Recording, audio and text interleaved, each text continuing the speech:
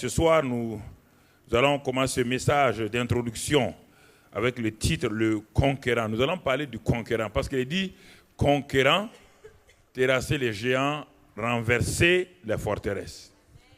Nous allons voir qu'est-ce qu'un conquérant selon les termes donc, de Dieu. Et parce que souvent, nous n'approfondissons pas les thèmes qu'on nous confie pour donner. Et ça, c'est un danger.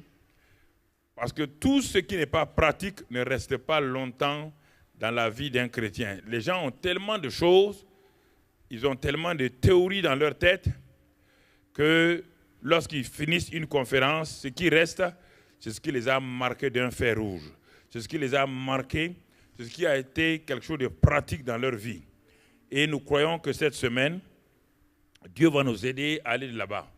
Quand nous regardons l'histoire de ce monde-là, il y a eu des grands conquérants, tels que des grands noms tels que Jules César, des grands noms comme les Napoléons, des grands noms comme les Nebuchadnezzar, qui ont conquis le monde, et des empires tels que l'Empire britannique, sur lequel le soleil ne se couchait jamais, parce que les Britanniques avaient été des grands conquérants qui ont conquis le monde à tous les plans. Ça, c'est au niveau de l'histoire du monde. Mais quand nous regardons au niveau de la Bible, nous voyons des conquérants, des hommes et des femmes, tels que Abraham. C'était un grand conquérant. Parce qu'un homme qui est né dans une famille idolâtre, un homme qui n'était pas programmé humainement pour être un conquérant, un grand champion, un leader, le voilà que Dieu le positionne. Et aujourd'hui, quand on regarde, il a conquis le monde entier, parce que le Saint d'Abraham, il a conquis le monde entier. Dans toutes les religions, on parle d'Abraham. On voit aussi un autre conquérant, appelé Moïse, qui aussi était un homme qui avait échoué dès le départ, mais qui, lorsqu'on regarde la fin de sa vie, c'était un homme qui avait transporté tout un pays derrière lui pour les faire sortir de l'Égypte et les faire entrer donc, dans un pays, notre pays, le pays de la promesse, par son jeune successeur appelé Josué. Et quand nous regardons Josué, il est un conquérant d'une autre espèce. Il avait un grand mentor appelé Moïse. Il a appris au pied de cet homme-là beaucoup de choses. Et nous voyons que Josué, c'est celui qui a mis le peuple donc, dans cette nation, et grande nation que nous voyons. Et nous voyons un autre homme, un jeune homme, un berger, appelé David. Dieu l'a fait tirer derrière le troupeau de son père. Il a fait de lui un des plus grands rois de tous les temps et qui a conquis le pays que Dieu avait promis à Abraham, que Moïse n'a pas pu faire. Mais David est le seul qui a amené le pays à ses frontières et le passer avec sécurité dans les mains de son fils Salomon. Nous voyons ensuite le conquérant des conquérants, Jésus-Christ de Nazareth. Alors, nous regardons, bien-aimés frères et sœurs, il est important, votre thème est important parce que c'est la continuité où, en quelque sorte, ce sont les éléments fondamentaux de posséder votre héritage depuis la deuxième année que vous êtes sur ce thème-là. Et c'est pourquoi il est important de voir pas à pas. Nous allons voir ce soir le conquérant lui-même. Alors, puisque ce soir nous allons parler du conquérant, et quand nous regardons l'un des exemples dans le naturel qui peut nous enseigner, il y a l'Israël lui-même, il y a aussi les États-Unis. Quand on prend ce pays qui a 200 et quelques années seulement d'existence sous la forme moderne aujourd'hui, comme des gens qui ne se connaissent pas, qui sont arrivés dans un territoire, qui ne parlaient pas la même langue. Certains parlaient allemand, d'autres anglais, d'autres hollandais et tout. Et l'anglais a été voté avec une seule voix. Une seule voix. L'anglais a dominé l'allemand. Quand ils ont voulu prendre la langue officielle, l'anglais a dominé d'une seule voix, l'allemand. Alors, comment se fait-il que ces gens-là, qui ne parlent pas la même langue, ont conquis tout? C'est par quoi? Quel a été le moyen qu'ils ont utilisé? Quelles ont été les stratégies, les tactiques? Quels ont été les ennemis qu'il fallait vaincre pour devenir aujourd'hui la plus grande puissance du monde? Si c'est vrai qu'ils n'appliquent plus les mêmes règles, mais nous pouvons voir qu'au commencement, tous les pères fondateurs des États-Unis, et je suis allé à Chicago, ils m'ont montré tous j'ai fait donc Boston, j'ai fait toutes ces régions-là. Ils m'ont montré en 1987, quand l'ambassadeur des États-Unis est venu en personne m'inviter pour faire 1 mois de visite complète aux États-Unis, toutes les parties de l'Est à l'Ouest, du Sud au Nord, en passant par le centre.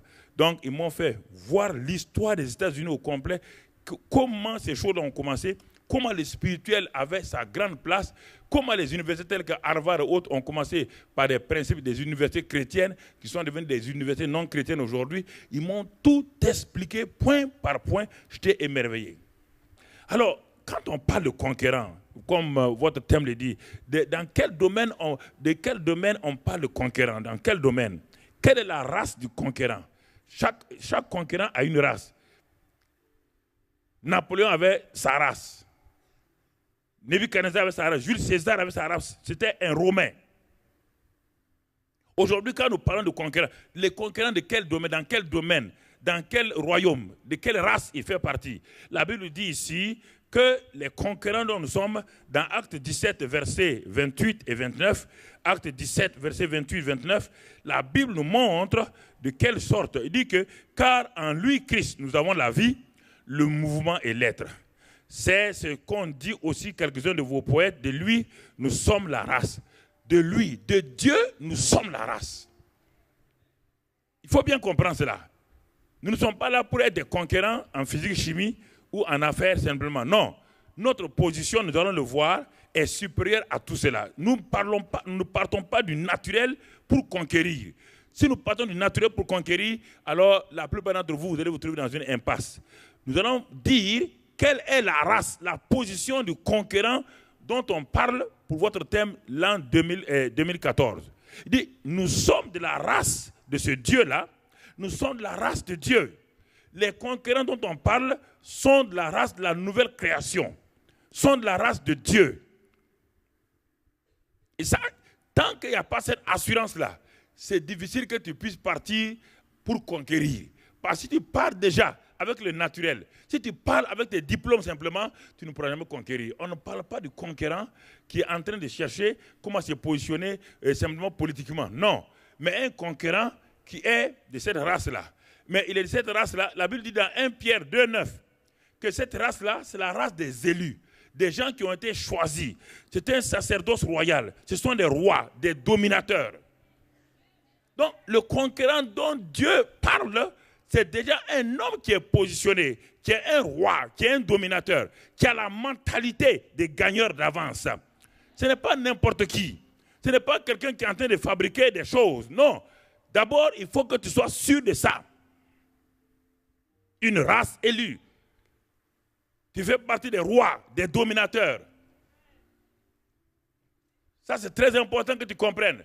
Sans cela, frères et sœurs, tu vas partir, mais les choses vont t'effrayer. L'intimidation va te bloquer. La peur va te paralyser partout. Alors, c'est pourquoi nous parlons d'abord du caractère du conquérant, de sa nature, de son identité, avant d'avancer. Alors, si nous sommes de la race de Dieu, quelle est sa classe, la position du conquérant? Le conquérant, selon les termes bibliques, quelle est sa position? Éphésiens 2,6 nous dit que nous sommes assis dans les lieux célestes avec Christ. Nous sommes positionnés au-dessus déjà. Au-dessus de quoi? De toute domination, de toute autorité, de toute principauté, de tout nom qui se peut nommer dans le siècle présent. Nous sommes positionnés, nous sommes dans les lieux célestes, positionnés dans l'autorité. C'est ça le conquérant. Le conquérant, ce n'est pas quelqu'un qui part se cacher pour prier. C'est quelqu'un qui, c'est un vainqueur qui va dans la présence de Dieu pour chercher à savoir quelles sont les stratégies et les tactiques. Si tu pars devant Dieu pour savoir, fais de moi un conquérant, tu es déjà vaincu. Il faut d'abord accepter ce que tu es, ton identité, ta position. Et c'est à ça, tu pars demander à Dieu maintenant. Ce que tu sais, ce que tu es, tu demandes qu'est-ce qu'il veut que tu fasses. C'est ça qui a fait échouer Moïse. Moïse était rempli de connaissances d'Égypte. Il était puissant en œuvre et en parole, mais selon les termes du monde. Quand il est parti pour libérer ses frères, un de ses frères lui a posé la question, de qui détiens-tu ton autorité? Qui es-tu? Toi, tu veux libérer. Tu as tué hier un Égyptien. Dans ce domaine-là, on comprend. Tu es dans le palais royal, tu peux tuer un Égyptien. Parce que tu es un officier égyptien. Tu es un officier formé selon les termes de l'Égypte. Tu es puissant dans les choses de l'Égypte. Mais quand il a voulu maintenant délivrer son frère, l'autre n'est plus égyptien, l'autre est quoi? Dans le royaume. L'autre est un enfant de Dieu. Alors, cette personne lui dit, mais si ton autorité d'égyptien, d'officier égyptien, si ton autorité de prochain pharaon t'a permis de tuer un Égyptien, il dit, mais moi, je ne fais pas partie de l'Égypte. Pour me toucher, il faut que tu aies une autorité. Et de qui détiens-tu cette autorité? Qui t'a placé chef sur nous? Moi, j'étais dans la confusion. Dans la confusion. Qui t'a placé? Tu veux exercer ton autorité là. Qui te l'a donné? De qui la détiens-tu? C'est ça que le fou a fait avec les 7 filles de Séva.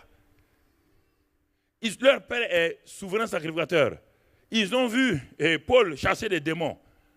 Ils ont dit, mais si Paul peut chasser les démons, mais Paul est dans un royaume. Dans l'Ancien Testament, personne n'a eu l'autorité pour chasser un démon. Dans l'Ancien Testament, vous ne voyez personne chasser un démon. Ni Élie, ni Élisée. Personne n'avait le pouvoir de chasser un démon. Il n'y a que dans le Nouveau Testament. Ceux qui sont nés de nouveau. Ils ont voulu avec l'ancien système des sacrificateurs, aller chasser des démons, exercer leur autorité. Les démons s'est arrêtés et disent, mais nous connaissons Jésus, nous connaissons Paul, mais qui êtes-vous? Vous, qui êtes-vous? Pour aller conquérir, mon frère, ma soeur, il faut être sûr de ton identité. Ça, c'est l'élément fondamental. Parce que les ennemis de la conquête vont te poser la question. Ils vont te poser la question. Tu veux prendre cette chose-là. Et quand Jésus a dit d'aller délier l'ânon pour l'amener, quand ils sont allés pour délier l'ânon, quand ils sont arrivés, les gens sont arrivés et disent, mais qui vous a ordonné de délier l'ânon? Heureusement que c'est Jésus qui leur avait envoyé. Ils ont dit, c'est le Seigneur. Ah, ils ont dit, bon, c'est le Seigneur, on se soumet.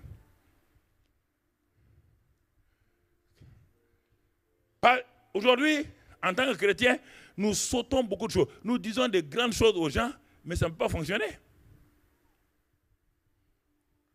Satan n'est pas puissant, mais Satan est rusé. Satan connaît l'homme. Depuis la chute d'Adam, il a étudié l'homme. Il connaît l'homme. Il connaît l'homme dans tous ses caractères. Il sait ce qui peut faire bloquer un homme. L'intimidation, les pensées négatives. Il force les choses. Si tu ne sais pas ça, si tu ne sais pas qui tu es, c'est des problèmes. C'est des problèmes. Quand je suis allé au Texas, donc à Dallas, dans l'Institut de Christ pour les Nations, ceux qui faisaient les 250 hommes de Dieu qui ont impacté les États-Unis de 1947 jusqu'à 1970-75. C'était les grands hommes de Dieu. Que la maman qui était là-bas avait fait, elle est décédée maintenant, Christ pour les Nations. Mais elle m'a donné plus de 500 journaux, la voie de la guérison. Où ces hommes de Dieu, là, j'ai étudié. Ces hommes de Dieu, parfois ils s'arrêtaient, ils lèvent la main, les guérisons. Les gens se lèvent, tous. Les Jacques Coé, tous, leur nom, les Branham, tous. Mais un à un, ils fonctionnaient par l'onction. Mais ils n'avaient pas de connaissance sur leur identité réelle. Parce qu'en ce temps-là, l'onction était enseignée, pas l'identité, pas la nouvelle création, rien. Satan les a détruits tous un à un. Un à un, pas de scandale. La drogue, l'alcool, le sexe, l'argent, il les a détruits un à un. Quand je lisais les journaux, je pleurais tout seul. Pourquoi? Quand ils finissaient de prêcher, certains rentraient. C'est des livres pornographiques pour se soulager. Comment un homme qui a le Saint-Esprit, je ne comprends pas ça, comment un homme qui a le Saint-Esprit, comment un homme qui a le repos de Dieu en lui, peut après une conférence, mais allez, comment? Est-ce qu'un film peut me renouveler? Jamais. Le Saint-Esprit qui est en moi, Si tu as développé cette réalité du Saint-Esprit, la communion du Saint-Esprit, tu n'as pas besoin. C'est pourquoi je vois dans le monde entier, je ne visite pas les villes, ça ne m'intéresse pas. Dans ma chambre, je n'ai pas télévision haute définition, hein. J'ai télévision super haute définition.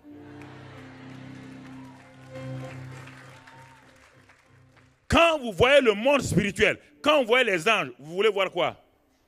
Vous voulez voir quoi? Vous voulez voir quoi? Quand dans ta chambre, la présence de Dieu est réelle, tu veux voir quoi? Tu veux voir quel film? Je vous pose la question. C'est pourquoi il dit conquérant. Le thème est important. Conquérant. Conquérant. Et ça, c'est important. Donc, notre position est supérieure. Romains 8, 37 nous dit que non seulement nous sommes positionnés, mais Romains 8, 37 dit que le conquérant. Regardez la définition du conquérant. Dans toutes ces choses, nous sommes plus que vainqueurs. Le conquérant est un homme, une femme, plus que vainqueur. Plus que vainqueur. Il parle avec cette position-là de plus que vainqueur pour aller conquérir. Pas nous serons. Nous sommes déjà plus que vainqueurs.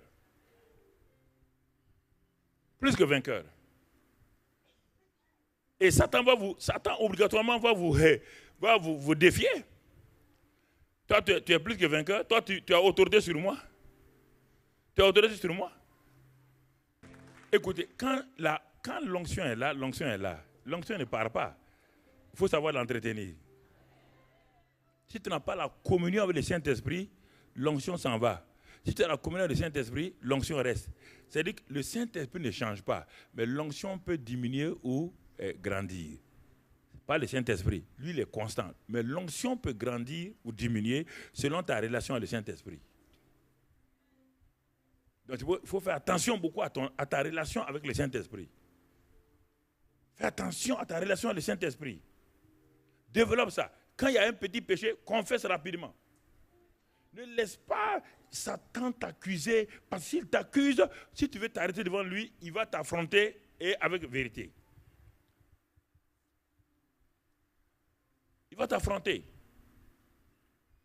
Alors, nous sommes le conquérant, c'est un homme qui est plus que vainqueur, c'est une femme qui est plus que vainqueur. Et quelle est la capacité donnée, la capacité du conquérant? C'est ça, il faut qu'on sache. Acte 10, 38. Acte 10, 38, vous le connaissez. Il est dit que Dieu a oint du Saint-Esprit Jésus-Christ de Nazareth. Dieu a oint du Saint-Esprit et de force Jésus de Nazareth. Pendant 30 ans là, ce jeune homme-là était appelé fils de Marie. Si tu vois la Marc 6, tu le verras, fils de Marie. Ses frères étaient là, charpentiers, hommes excellents. Il rentrait dans la même synagogue. Dans la même synagogue, il était enfant de chœur. Comme à la messe là. Il lisait les versets. Rien ne se passait. Rien ne se passait. Et regarde-le. Maintenant, on dit Dieu l'a oint du Saint-Esprit de force. Qui? Jésus-Christ de Nazareth. D'abord, il a deux identités. Qui? Jésus-Christ de Nazareth. Ça, c'est son identité naturelle. Dieu a pris cet homme naturel-là, Jésus-Christ de Nazareth, là, et il l'a oint maintenant du Saint-Esprit d'abord, donc de la personne du Saint-Esprit, et de la puissance du Saint-Esprit. Regardez-le maintenant, ça a commencé en 3 ans. Ce qu'il n'a pas fait en 30 ans, il l'a fait en 3 ans. Il allait de lieu en lieu, faisant du bien et délivrant tout ce qui était sous l'emprise du diable, car Dieu était avec lui. Si tu veux mon frère, avoir des combats, il faut avoir la même qualité que le premier conquérant du Nouveau Testament. Si tu négliges la présence du Saint-Esprit et la puissance du Saint-Esprit, les deux vont ensemble. Il n'y a pas de puissance sans présence. Ça n'existe pas. Parce que magiquement, les magiciens veulent la puissance sans présence. Mais nous, c'est la présence qui va déterminer la puissance. La présence du Saint-Esprit, maintenant, te positionne pour manifester cette puissance-là. Donc, le conquérant, c'est un homme, c'est une femme, ils sont loin du Saint-Esprit de force. C'est ça. Ensuite, même dans tous les domaines, quand je parle de conquérant, je parle de tous les domaines, je ne parle pas de domaines seulement spirituels. Si tu veux être un politicien, si tu veux être un homme d'affaires chrétien, je parle de ça à tout le monde. Regarde les diacres. Pour être diacre, ceux qui sont chargés des affaires de l'Église, matériel de l'Église, acte 6, versets 3 et 5, acte 6, versets 3 et 5, il est dit, c'est pourquoi, frères, choisissez parmi vous 7 hommes de qui l'on rende un bon témoin, qui soit plein d'Esprit Saint et de sagesse. Pour s'occuper des affaires matérielles de l'Église, Dieu exige qu'il y ait ça là. Qu'il soit plein d'Esprit Saint et de sagesse. D'Esprit Saint et de sagesse. Mais sans cette qualification-là, sans cette autorité, sans cette puissance-là, même pour t'occuper des affaires matérielles de l'Église, tu vas le faire parce que tu le fais comme un comptable. Tu vas le faire comme un financier, tu vas le faire comme un commercial. N'oubliez pas que ces domaines-là ont une puissance aussi. N'oubliez pas que le monde aujourd'hui, le monde que nous voyons là, est fait par des gens qui ont une capacité naturelle d'ingénieurs, des commerciaux, des hommes d'affaires, des chimistes et autres. On ne parle pas de ça ici. Le monde a déjà ça. Le monde est déjà plus spécialisé dans ces choses-là que les chrétiens. S'il s'agit de la conquête des choses de ce monde-là, ce n'est pas la peine qu'on vienne ici. Il y a d'autres écoles où on va aller. Il y a d'autres professeurs en ville qui sont plus spécialisés. Quand on parle conquérant, on te dit que malgré, si tu as conquis, tu es un grand banquier, tu as conquis, Dieu te dit qu'il y a plus que ça. Si tu es un grand chimiste, un grand informaticien dans ton domaine, tu as conquis là. Dieu dit quand tu viens à l'église là, c'est-à-dire qu'il y a le royaume des cieux, et c'est ce royaume-là, si tu arrives à conquérir les domaines dans lesquels, et tu vas te positionner au-dessus, et tu vas contrôler donc les choses de la première dimension. Dans cette première dimension naturelle-là, quels sont ceux qui contrôlent? Ce sont ceux qui ont la connaissance de la révélation. Ce sont ceux qui ont la connaissance de la révélation. C'est pourquoi deux personnes sont assises ensemble là, l'un a une connaissance, il domine l'autre. C'est ce qui a fait que pendant longtemps, on a dominé l'Afrique. Toi, tu veux t'asseoir, danser, goumbe. Hein? Tous les jours, bolingo, il y a ah, bolingo. Bolingo, l'autre vient, il prend bolingo et puis il s'en va te laisser. C'est ça le problème. Les conquérants, ce sont des gens qui ont une mentalité et qui savent ce qu'il y a. Ils savent comment opérer. Et ils viennent te trouver dans ton affaire, ils montent, ils te laissent. Frère, il est important que nous comprenions des réalités bibliques. Sinon, nous allons être des gens qui souffrent. Écoutez, ça c'est important que vous compreniez. Il n'y a aucun problème sans solution et il n'y a aucun mur sans porte. Ça n'existe pas. Toute montagne a une solution. Toute montagne. On peut vaincre une montagne de plusieurs manières. Quand je dis à la montagne de se transporter là, ça veut dire quoi? Il sait bien que tu peux prendre une montagne et la transporter. Elle se transporte de plusieurs manières. Regarde, entre l'Italie et la France, il y avait une montagne, non? Ils l'ont transportée comment? En faisant quoi? En faisant quoi? Un quoi? Un tunnel. La montagne a été transportée, oui ou non? Oui ou non? Alors, il y a plusieurs manières de transporter une montagne. Ces problèmes-là, où tu les grimpes, ils sont sous tes pieds, ou tu les contournes, tu les laisses à ta gauche, ou tu creuses un trou, tu passes. C'est fini. C'est fini, mon frère.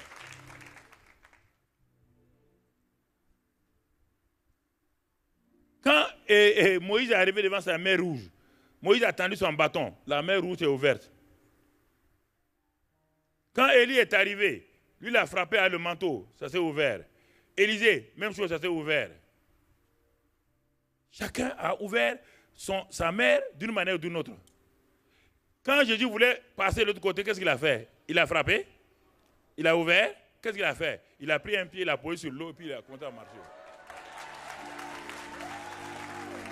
Ça, c'est les conquérants. Les conquérants utilisent des lois qui sont supérieures à la loi de la gravitation. La loi de la gravitation, c'est la première loi. On peut la contrôler. C'est pourquoi les frères Wright qui ont inventé l'avion ont regardé attentivement. Et attentivement, ils ont regardé, ils ont dit à papa, on va inventer un oiseau qui va être volant et qui va dominer. Le papa a dit, c'est pas possible. Le papa était un pasteur anglais. Il a dit, c'est pas possible. 3 ans plus tard, les frères Wright ont inventé l'avion. Pourquoi? Ils ont découvert une autre loi qui est supérieure à la loi de la gravitation, la loi de l'aérodynamique. Et ils ont contrôlé la première, ils n'ont pas supprimé la première loi. Ils ont contrôlé la première loi en utilisant des moteurs pour aller. Tant que tu ne découvres pas les lois spirituelles, les principes dans la Bible, là, tu as un problème. Tu es dominé.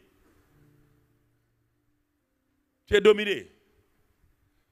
Et tu seras tout le temps dominé. Tout le temps, tu vas aller voir les gens. Priez pour moi, priez pour moi, priez pour moi. Il va te dire, bon, il faut amener tant. Le conquérant. Le conquérant. 2 hommes sont allés prier devant Dieu. Ils sont allés prier. L'un était pauvre. Il cherchait tout juste 100 euros. L'autre voulait des millions d'euros. Ils étaient en train de prier. Le pauvre dit, Seigneur, tu vois, j'ai des problèmes, je ne sais pas comment nourrir ma famille. Oh Dieu, aide-moi, donne-moi 100 euros. Il est là, en train de prier, de crier, gémir. Et le riche est derrière, il dit, Seigneur, tu vois, il faut que tu bouleverses la bourse. Il faut bouleverser les valeurs boursières là. Il faut faire monter le dollar. Il me faut 40 millions de dollars. 40 millions. Fais monter tout. Et ils étaient en train de prier. Les deux prient. À un moment donné, le riche est parti taper à l'épaule du pauvre là. Il dit, tu veux combien? Il dit 100 euros. Il a sorti 100 euros. Il lui a donné. Il dit, bon, il faut dégager. Parce que, dégage. Parce qu'il faut que Dieu soit concentré sur moi maintenant. Il faut dégager. Parce que quand toi tu parles là, Dieu ne m'entend plus. 100 euros. Il dit, tiens. Il faut dégager. Quand le gars est parti, il dit à Dieu, maintenant il est parti. C'est moi, toi et moi. J'ai 40 millions. Seigneur, vite. Mais oui. Il y a des moments, c'est comme ça. Dieu a de l'humour. Il y a tellement de choses comme cela, frère. Parfois, agresser Dieu, ça ne veut pas dire le violenter. Non, l'agresser avec votre foi. Provoquer les choses. Le conquérant, c'est celui qui provoque les situations. Il dit que le conquérant ne bouge pas. Même si Dieu semble dire non, il reste là. Il dit à Dieu, moi pas bouger. Seigneur, je ne bouge pas. Je ne donne pas le dos. Seigneur, réponds-moi. Il y a parfois des prières qui semblent être courtes, qui semblent être vraiment sans valeur, mais pourtant elles ont une grande valeur. Parfois nous faisons des grandes phrases, trop longues. Frère, vous n'avez pas besoin, si vous voulez traîner, c'est un problème. Pas traîner, dites à Dieu ce qu'il y a. Il ne sera pas offensé. Donc, c'est important. Le conquérant, c'est celui qui, comme Deutéronome 34, 9 dit, il est dit que Josué a été un grand conquérant parce que Moïse avait imposé ses mains sur lui. Et quand Moïse lui a imposé les mains, Josué a été rempli de l'esprit de sagesse. C'est ça qui a fait de Josué là. Ça, dans Deutéronome et dans Exode, on peut le lire. C'est ça qui a préparé Josué à être un grand conquérant. Avant que Josué ne passe le Jourdain, il était déjà rempli de l'esprit de sagesse. Il était déjà positionné. Comme je l'ai dit tout à l'heure là. Il était déjà positionné. Il savait qui il était. Et il savait pourquoi Dieu l'avait placé près de Moïse. Quand Moïse sortait de la tente, lui, il ne sortait jamais de la tente. Il était dans l'attente, dans la présence de Dieu. Il a cultivé la présence de Dieu de façon claire, de telle manière que quand Josué sortait de cette tente-là, c'était un homme qui était totalement transformé. Encore, toujours le conquérant. Le conquérant. Bon, nous avons vu sa race. Nous avons vu un peu sa classe, sa position. Nous avons vu qu'il lui faut une capacité extraordinaire venant de Dieu. Et maintenant, quelles sont les choses encore au niveau du conquérant? Qu'est-ce que Dieu demande? Pour être un vrai conquérant, Dieu demande une obéissance parfaite. Une obéissance. Une obéissance.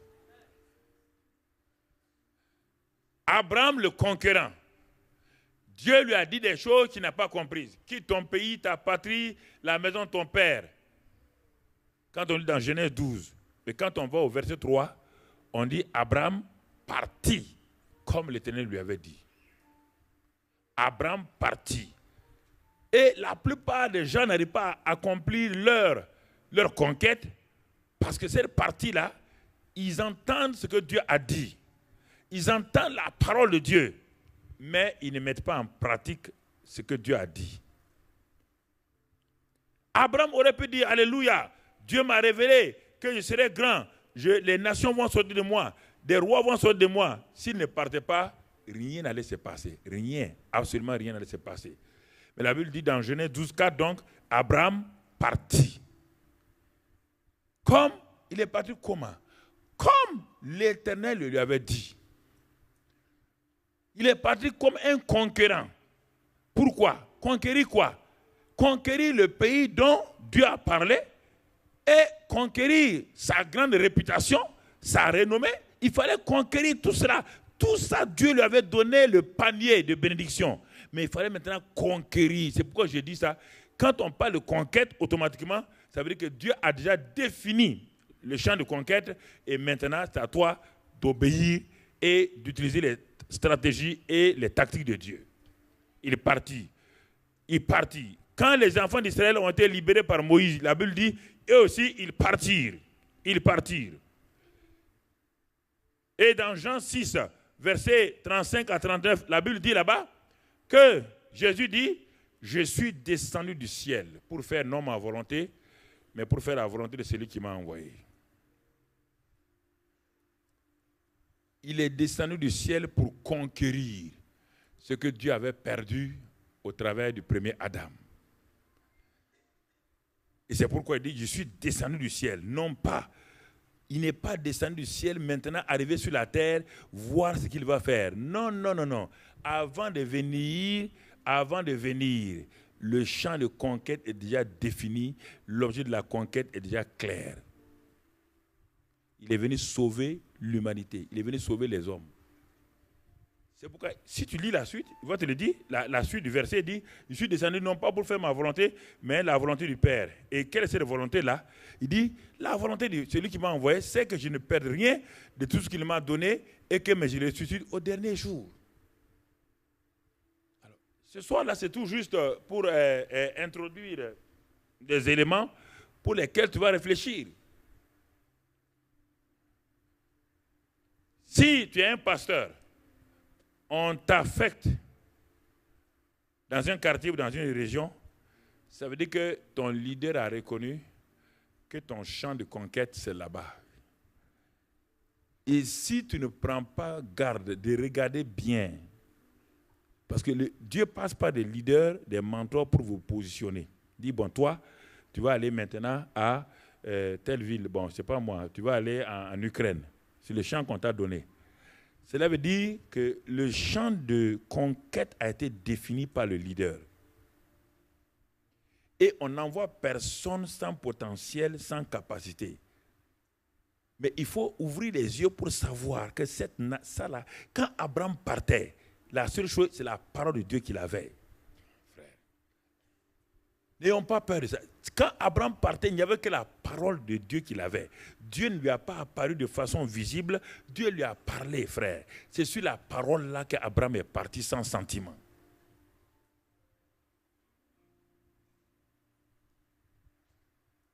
Sans sentiment. Pourquoi?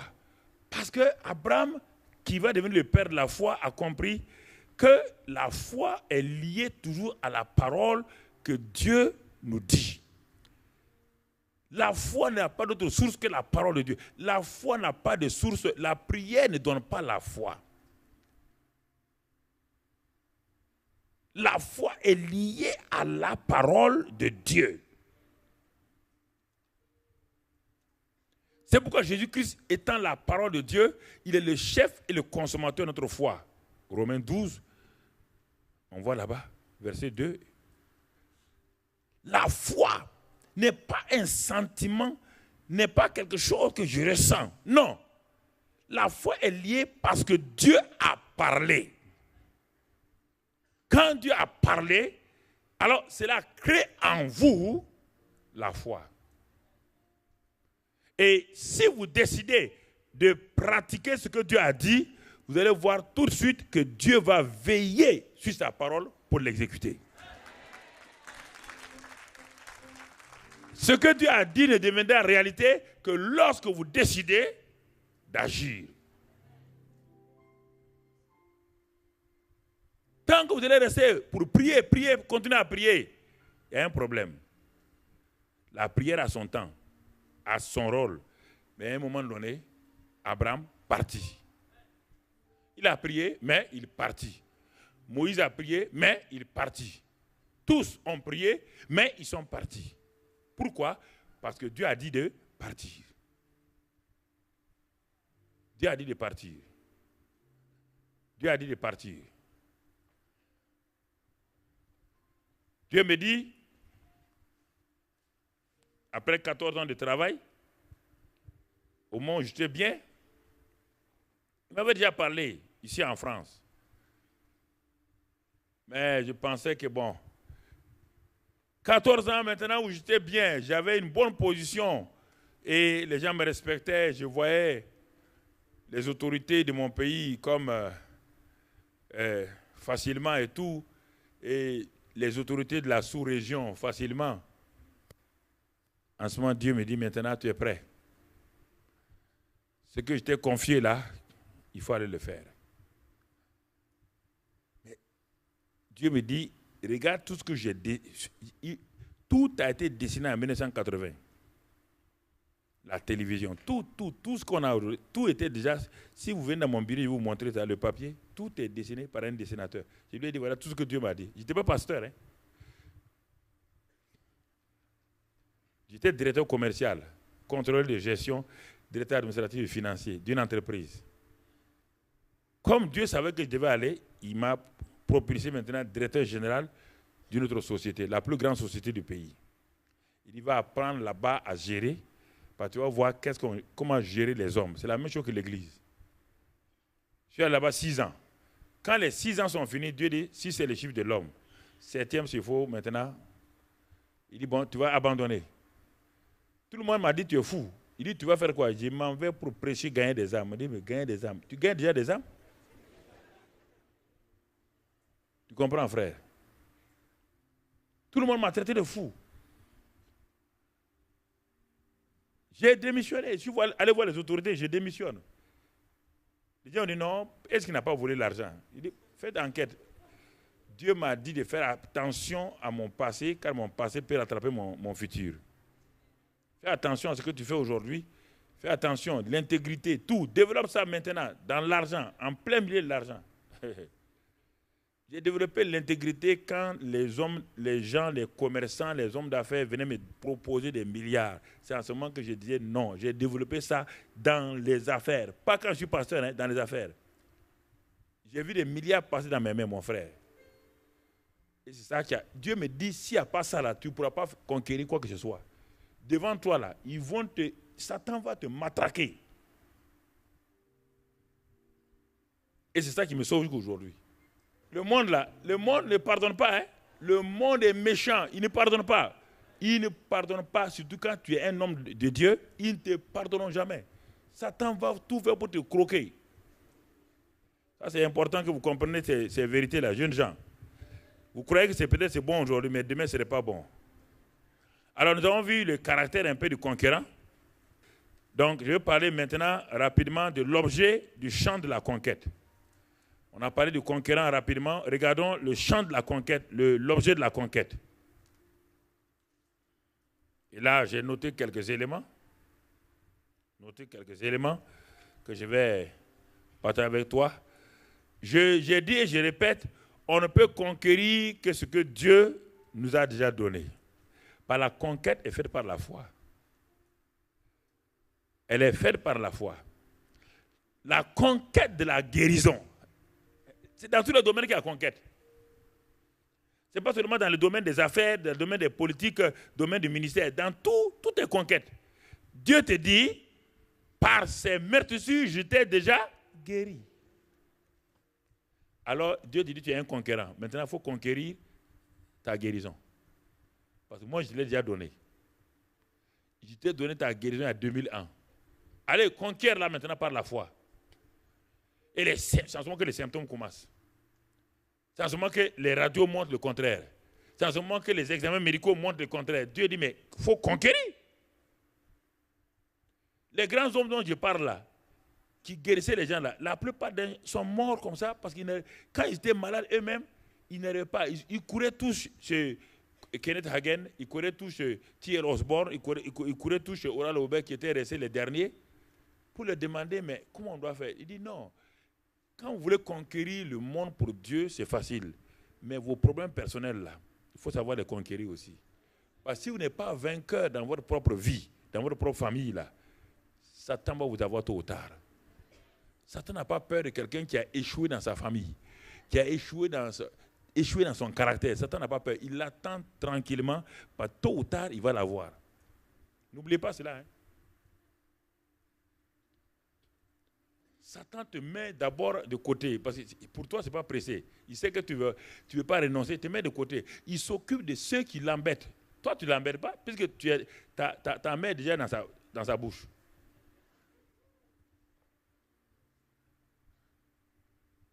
On a beau parler de conquête. Tu te lèves, tu danses. Il dit non. Il dit au démon, laissez-le danser. C'est un danseur déjà calcifié. Il faut le laisser. Il n'a qu'à danser toutes les danses. Lui là, il ne nous intéresse pas. C'est l'autre là qu'il faut chercher. Lui là, il est dangereux. C'est cette femme là qu'il faut chercher. Elle est dangereuse pour nous. Elle est dangereuse. C'est une femme dangereuse. Elle est consacrée, elle obéit à Dieu. Et quand elle prie, elle crée des problèmes au royaume de Satan. Elle trouble le royaume de Satan. La grand-mère de cette reine-là, en Angleterre, dit qu'elle avait peur seulement d'un pasteur. Il y a un pasteur là, quand il se mettait à genoux, elle dit que ce pasteur est plus puissant que toute l'armée d'Angleterre, d'Écosse. Quand on veut voter une loi au Parlement, quand on dit au pasteur là que c'est contre la religion, il se met à genoux, il dit, demain, la loi ne sera pas votée. Les gens disent non, mais ils ont déjà fait la chambre basse. Il dit que la chambre haute, la chambre basse n'a qu'à faire quoi? Lui, il a déjà parlé, le ciel est supérieur. Et le lendemain, la loi n'était pas votée. Et Marie, la reine, l'a dit que c'est l'homme le plus dangereux. L'homme dont j'ai peur là, c'est lui là. Quand il se met à genoux, quand tu fais quelque chose, il ne faut pas qu'il sache. S'il sait et c'est mauvais, s'il se met à genoux, c'est fini. Ce sont des gens comme ça que Satan cherche.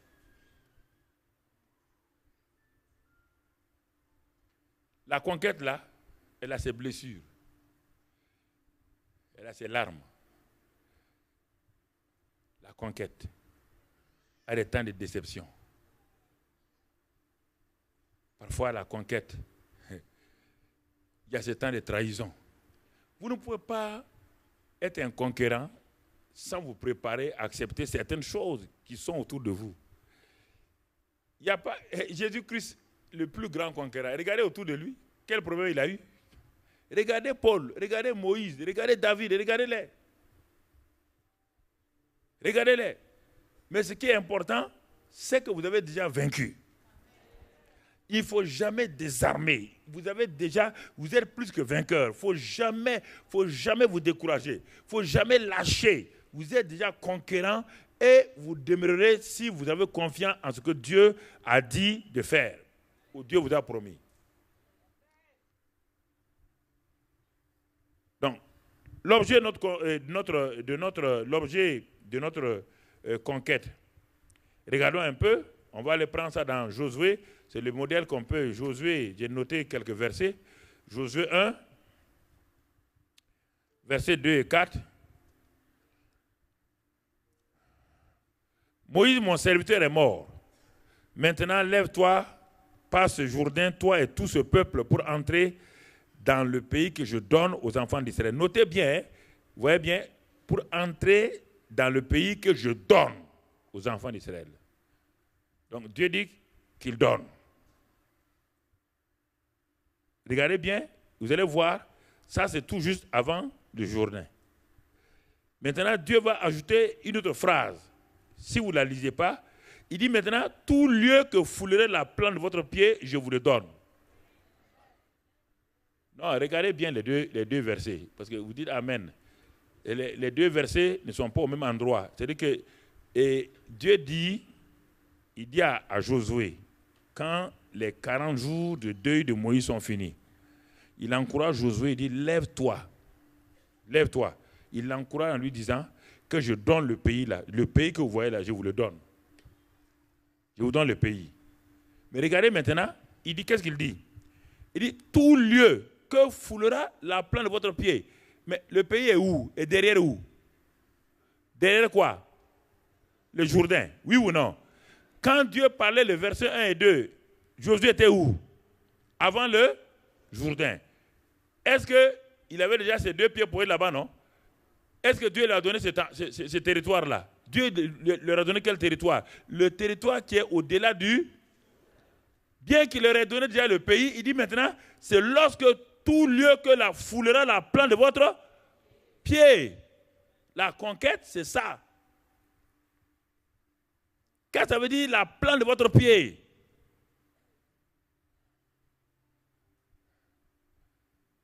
Il y a deux choses ici. Le pays est donné. Le pays est donné depuis le temps d'Abraham. Le pays est donné. Le pays est défini. Regardez le pays comme il est défini. C'est pourquoi le champ de conquête est défini. Regardons le verset 3 et 4. Verset 3 et 4. Vous aurez pour territoire, vous voyez le pays là, le champ, depuis le désert et le Liban jusqu'au grand fleuve, le fleuve de l'Euphrate, tout le pays des Hétiens, jusqu'à la grande mer, vers le soleil couchant. Le pays est clair. Clair. Le champ de la conquête est clair. Si on regarde tout ça là, ça a un sens. Ça a un sens. Le pays là, pour le moment, on ne l'appelle pas Israël, on ne connaît pas son nom Israël.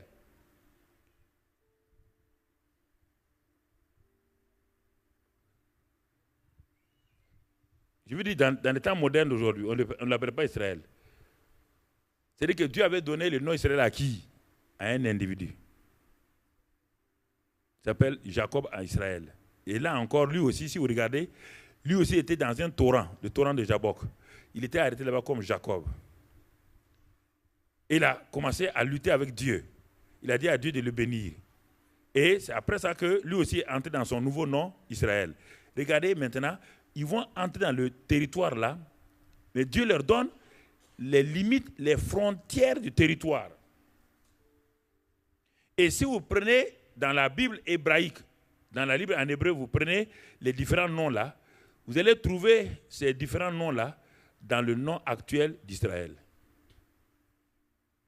Ce qu'on vient de lire là, vous allez le trouver là-dedans, dans le nom actuel des mots Israël là, des mots Israël. Vous allez le trouver là-dedans. Vous allez trouver le I. Vous allez trouver le R, qui est Jordanie, il veut dire Urudun. Vous allez trouver S, la Syrie. Vous allez trouver R, le R, c'est Urudun. Vous allez trouver le A, l'Arabie. Vous allez trouver le E, l'Égypte. Vous allez trouver le L, le Liban. Israël, c'est ça là. Vous reprenez, vous allez trouver ça textuellement aujourd'hui. Vous allez trouver les mêmes choses. Dieu est en avance sur les temps. Quand Dieu dit quelque chose aujourd'hui, regardez, quand vous êtes 2000 ans après, vous allez voir ce que Dieu a dit là, ça correspond à la réalité d'aujourd'hui quelque part. Dieu n'est jamais en retard, parce que Dieu est hors du temps. Il a créé le temps pour l'homme, il est hors du temps. Mais quand le temps pléro de l'homme arrive, ça correspond à quelque chose, mais pour Dieu, c'était déjà fini il y a longtemps. voyez le pays là, il est là, clairement. Il dit à Josué, ce pays-là, je vous le donne. Comme je l'ai dit à Moïse, je l'ai dit à Abraham. Mais maintenant, vous, pour que ça devienne une réalité, pour que ça soit votre conquête, il faut que vous mettez la plante de votre pied. Il faut l'action. La foi en action. Il faut que vous preniez possession. On n'a pas dit de proclamer, de réclamer. Non, non, non. Il dit que la plante de votre pied. Il y a le temps de proclamation. Il y a le temps de réclamer les choses. Ça n'a rien à voir avec ça ici. Je proclame beaucoup sur les choses. Mais Dieu, quand j'ai fini, Dieu me dit, va à la conquête maintenant. Ce n'est pas la proclamation qui me donnera. La proclamation rassure mon cœur. La proclamation me donne l'assurance. Mais maintenant, c'est l'action. La foi en action. C'est ça qui me fait entrer en possession de ce que Dieu m'a déjà donné. C'est pourquoi dans les campagnes, nous disons, maintenant, je vais prier pour les malades. Mettez vos mains à vos yeux. Les aveugles, mettez vos mains à vos genoux. Ceux qui ont des arthroses, ceux qui ne peuvent pas. Maintenant, quand j'ai fini, dit, enlevez vos mains, ouvrez vos yeux, regardez maintenant.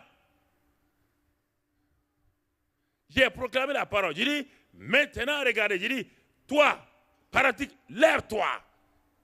Mais, voyez là. Mais on a parlé, on a envoyé la parole. C'est à lui de se lever. Et au moment où il se lève là, brusquement, il voit que Dieu a guéri ses pieds. Est-ce que vous comprenez? Dans tous les domaines, il y a une conquête. Rien n'est... Quand Dieu dit qu'il a donné là, il y a une conquête. Il y a une conquête. Et la conquête, c'est prendre par la force les choses que Dieu t'a données. Par la force. Quelle force? Pas la force physique. La foi en action. Tu prends possession de la chose.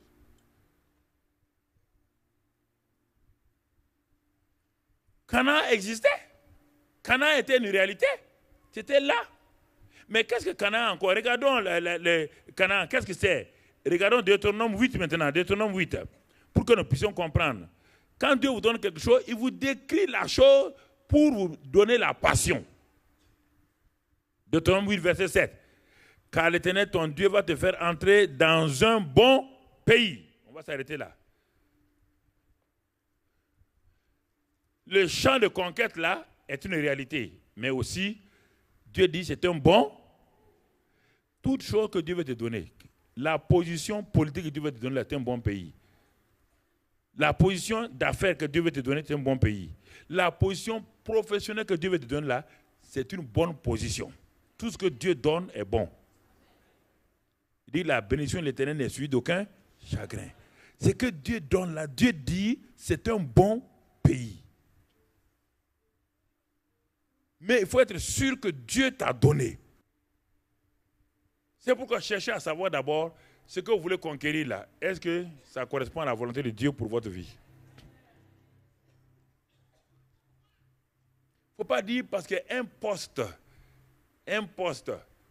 au niveau d'une ONG internationale est libre et ça correspond à mon cursus. Non, ça ce n'est pas une affaire de Dieu. Il y a plein de postes qui correspondent au cursus des gens. Plein de gens sont entrés là-dedans, ils ont mal fini. C'est-à-dire, conquête là, on ne veut pas dire à Dieu, bon, viens, j'ai un poste, là, mets ton tampon dessus, si, et donne-moi le poste. Ce n'est pas ça. Je vous dis ça parce que souvent, beaucoup de gens, je me promène dans le monde là, je vois beaucoup de gens qui ont des problèmes à cause de ça.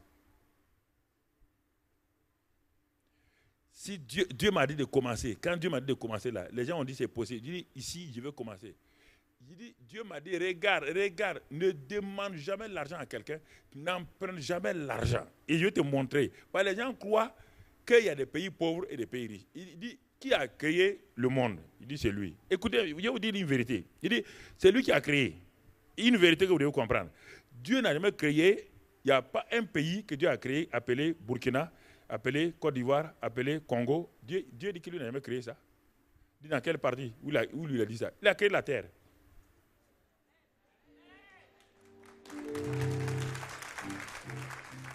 Il dit, il a créé la terre. Et quand il a créé la terre, il a créé des hommes dessus. Tout homme qui est dans la volonté de Dieu, dans n'importe quel endroit, frère, David a fait ses premiers pas de roi dans une caverne.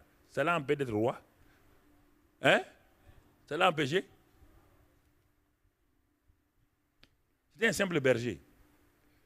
C'est ça que Dieu m'a dit. Il n'y a aucun pays. Dieu m'a dit, partout je vais t'envoyer, dans n'importe quel continent. Si tu crois à ce que je t'ai dit là, il n'y a aucun continent qui peut être dur pour toi. Et partout où je m'en vais, on dit, ah, c'est difficile. Je suis allé au Maroc, je suis allé en Algérie. Il a dit, c'est difficile. Non, si Dieu m'a dit de poser mon pied là-bas, dès que moi je pose les pieds, je sais que le pays m'appartient.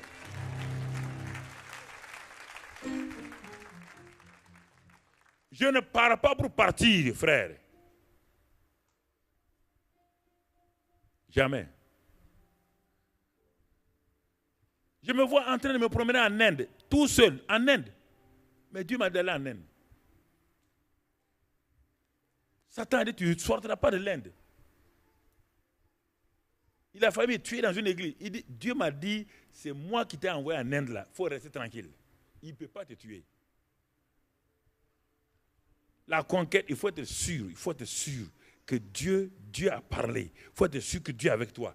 Si Dieu n'est pas avec toi, tu as beau être parlé, proclamé, réclamé, déclamé, conquéré, il n'y a rien qui va se passer. Rien ne se passera. Dieu n'est pas engagé. Dieu n'est pas engagé avec toi. Il n'est pas engagé. Sois sûr que Dieu est engagé avec toi. Ah, Seigneur, je suis célibataire. Maintenant, j'ai 39 ans. Dieu dit, il n'y a pas de problème. Donc, 39 ans, ça veut dire quoi? Je dois me marier. Ah bon? Tu veux te marier à qui? Ah, Seigneur, j'ai vu quelqu'un là. Ok. Tu es sûr que c'est lui? Mais il ressemble, mais ce n'est pas lui. Ne pars pas prendre. Attends, il te reste quelques mois seulement pour te marier. L'homme est en train de venir. Satan t'a envoyé celui-ci là. Hein? Attends quelques mois. Le prince charmant là va venir. Tu vas t'engager dans une relation. Je parle à quelqu'un maintenant, ce n'est pas amusement. Tu vas t'engager dans une relation là. Ça va te coûter cher. Pour te relever de ça, il te faut au moins 5 à 10 ans. J'ai fermé la parenthèse. Ce n'est pas amusement. Hein? Non, vous riez. Je parle de la vie de quelqu'un. Je peux désigner la personne même du doigt. C'est une femme qui est là. Pas vous amuser. Pas t'amuser avec ça. Le conquérant, il y a un champ. Regardez, un bon pays. Dieu dit c'est un bon pays, un bon pays. Dieu ne peut pas vous donner un champ de conquête qui n'est pas bon. C'est un bon pays. Si Dieu vous donne, mon frère, un ministère de musique, c'est un bon ministère de musique. Il faut vous assurer que Dieu vous a donné ça. Et ensuite, Deutéronome 8 toujours, versets 8 et 9 maintenant, 8 et 9. Regardez le pays, je vous décris le pays que Dieu a dit qu'il donne à Josué là. Il avait déjà décrit à Moïse. Et quand Moïse le décrivait, Josué était arrêté. Josué écoutait ce que Moïse disait. C'est ça qui a fait que Josué n'a pas eu peur. Josué n'était pas aux commandes encore, c'était toujours Moïse. Moïse n'était pas mort. C'est Moïse qui est en train de parler ici. Le pays que Dieu va vous donner, Josué, tu vas me succéder. C'est un bon pays. Deuxièmement, 8 et 9. Versets 8 et 9. Qu'est-ce qu'il dit? C'est un pays de froment, d'or, de vignes, de figuiers, de grenadiers, pays d'oliviers et de miel. Ok. Verset. Pays où tu mangeras, regarde bien. Pays où tu mangeras du pain avec abondance, où tu ne manqueras de rien. Deuxième qualité, bon pays, il donne un détail maintenant. C'est le pays où on mange du pain avec abondance et on ne manque de rien. Tout ce que Dieu te donne de conquérir là, tu ne peux pas manquer de quelque chose. Parce qu'il est en même temps le bon berger. L'Éternel est mon jeûneux dans le pays. Tu le vois, non? Non seulement celui qui t'envoie est un bon berger, le pays où il t'envoie est un bon pays, tu ne manqueras de rien. Écoutez, ce sont des choses. Il y a l'abondance. Il y a le pain en abondance et tu ne manqueras de rien. Deuxième caractéristique du pays. Bon pays, c'est vague. Maintenant, je te donne les détails du bon pays. Je te donne les détails du bon pays. Verset 12. Verset 12. Lorsque tu mangeras, tu rassasieras. Lorsque tu bâtiras et habiteras de belles maisons. Regarde encore. Le pays que Dieu va vous donner là, je prends un exemple sur le pays de façon générale, c'est dans tous les domaines. Si Dieu te dit tu vas être ministre, le ministère dans lequel tu es là, ministre de l'habitat, ou bien ministre des finances, ou bien n'importe quel domaine où Dieu te dit que tu vas être là, voilà ce que Dieu est en train de dire. Tu mangeras, tu te rassasieras, tu bâtiras, tu habiteras de belles maisons. Le pays là, le pays c'est comme ça. Le pays de la conquête là. Dieu t'encourage déjà pour te dire, écoutez, beaucoup de jeunes pasteurs ont peur quand on les envoie. Ils ne savent pas que s'ils manquent leur envoi là, ils ont manqué leur destinée. Dieu te fait l'honneur, la grâce de te dire, mon frère, de partir en Belgique. Hey, ça veut dire que la Belgique est pour toi. Dieu a vu tout en Belgique. Tu es positionné. Il n'y a rien. Ne regarde pas les Belges. Ne regarde pas ce qu'ils font. Toi, tu es venu ici, là. Tu es venu avec le royaume. Donc, Dieu a préparé.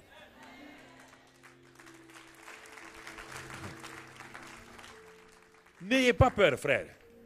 N'ayez pas peur. Il n'y a aucun quartier, aucune ville qui soit imprégnable. Ça n'existe pas.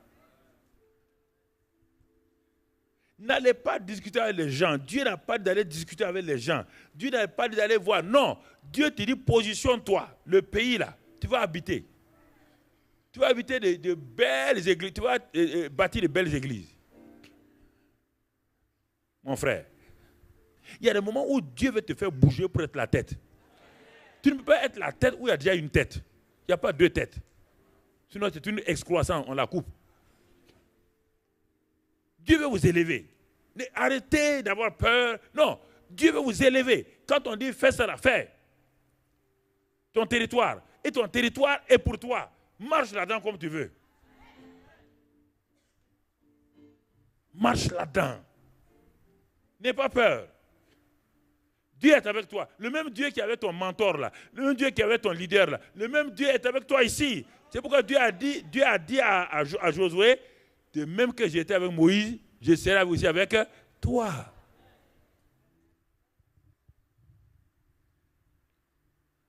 Abondance, multiplication. Verset 13. Verset 13, regardez, il y a l'abondance, il y a aussi la loi de la multiplication. Lorsque tu verras multiplier ton gros et ton menu bétail, s'augmenter ton argent et ton or, et s'accroître tout ce qui est à toi. On n'a pas le temps de... Tout ça là, ce sont des différentes lois. Si tu veux conquérir, Dieu met à ta disposition les différentes lois. La loi de la multiplication, la loi de la croissance, la loi de l'augmentation, tout est là devant toi. Tout est là devant toi. La loi de l'abondance, tout est là. Il n'y a pas de conquête sans ces choses-là. On ne veut pas conquérir le vide. Non. Toutes ces lois sont déjà dans le pays. Mais ces lois ne se manifesteront que lorsque tu seras dans le pays. Il dit dans le pays, pas au dehors. J'ai dit le mot pays là, je le prends de façon globale. Mais ça peut être ton foyer. Il faut conquérir ton foyer. Comment conquérir ton foyer? Comment conquérir ton travail? Comment conquérir tes études? Comment conquérir ton ministère? Comment conquérir tout? C'est de ça que je parle. C'est un principe général, mais je l'applique maintenant au pays. Au pays.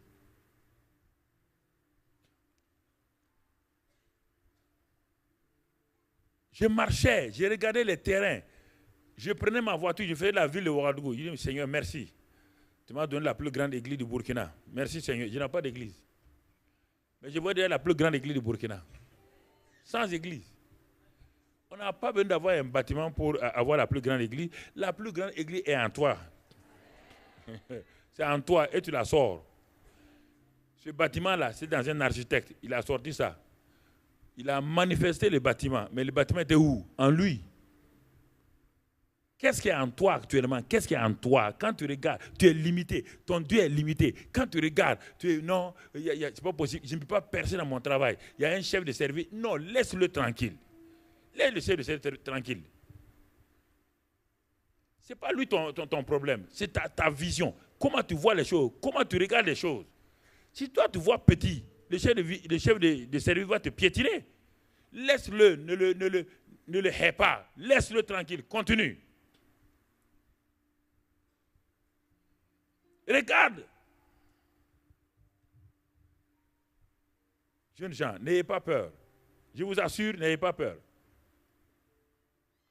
Si ce n'est pas vrai, je ne vais pas vous le dire. Deutéronome 8, 18. 8, 18. Souviens-toi l'Éternel, ton Dieu, car c'est lui qui te donnera de la force. Regardez bien. Il va te donner la force pour acquérir ces choses-là afin de confirmer comme il le fait aujourd'hui son alliance. Vous voyez bien, il va te donner la force, il te donne. Ne crois pas que la conquête là vient de toi. Tout ce que Dieu t'a dit là, il va le faire. Il va le faire. Il va le faire. Je vais terminer, j'étais en train de terminer. Regarde, verset, il va pour conquérir, pour acquérir, la prospérité est là. La prospérité est là. Tout ça, c'est pour vous dire que la conquête, là, vous avez tout déjà. Ensuite, Exode 23, verset 25. Exode 23, verset 25, qu'est-ce qu'il dit? Là-bas, regarde, vous servez l'Éternel votre Dieu et il bénira votre pain et vos eaux et j'éloignerai la maladie du milieu de toi. Dans le pays que Dieu te donne là, ce que tu dois conquérir là, c'est un pays. Quand la maladie vient, elle doit faire quoi? S'éloigner. Elle va venir, elle vient. On n'a pas dit qu'elle ne vient pas. Elle vient, mais elle doit faire quoi? S'éloigner. Ça, c'est le conquérant. Le conquérant ne laisse pas la maladie le dominer. Quand la maladie s'avance, alors, qu'est-ce qui se passe? Il fait éloigner, il résiste et il repousse la maladie. Il repousse la maladie. Et au verset 27, il dit, j'enverrai ma terreur devant toi. Regardez.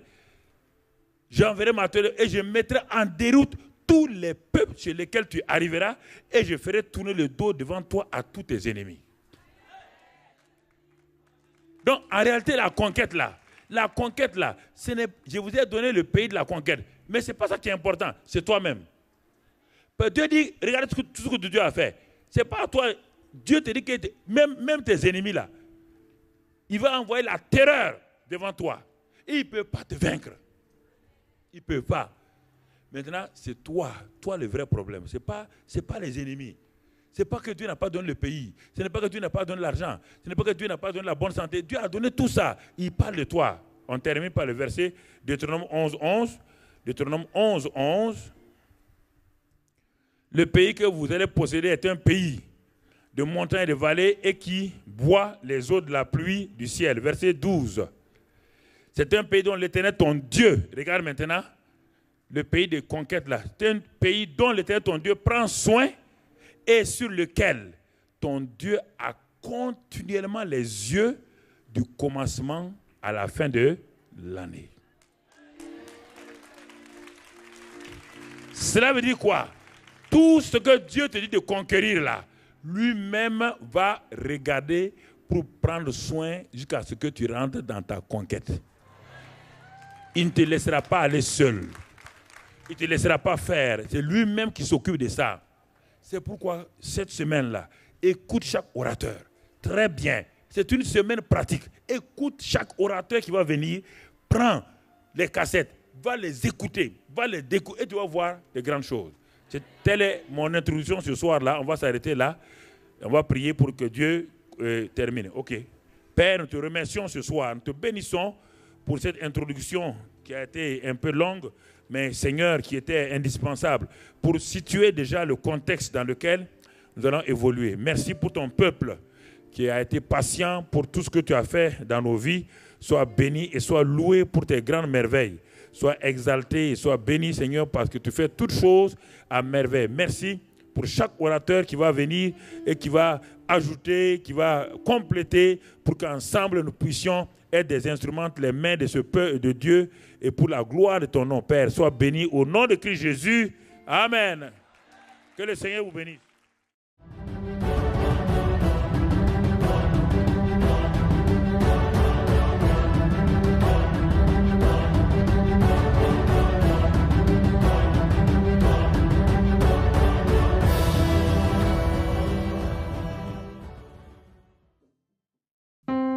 Si ce message vous a fait du bien et vous voulez recevoir Jésus-Christ comme votre Sauveur et Seigneur, faites cette prière avec le docteur Mamadou Karambiri. Seigneur Jésus, Jésus, tu es l'agneau de Dieu que Dieu a donné pour le salut de l'humanité. Je te reçois comme agneau de Dieu. Je confesse par ma bouche que tu es Seigneur. Tu es mort pour mes péchés. Tu as pris tous mes péchés. Et maintenant, tu m'as justifié. Et j'ai reçu le pardon de mes péchés par ton Saint-Esprit. Je suis né de nouveau dans ton royaume. Je suis enfant de Dieu. Merci Seigneur. Cela est fait. Amen.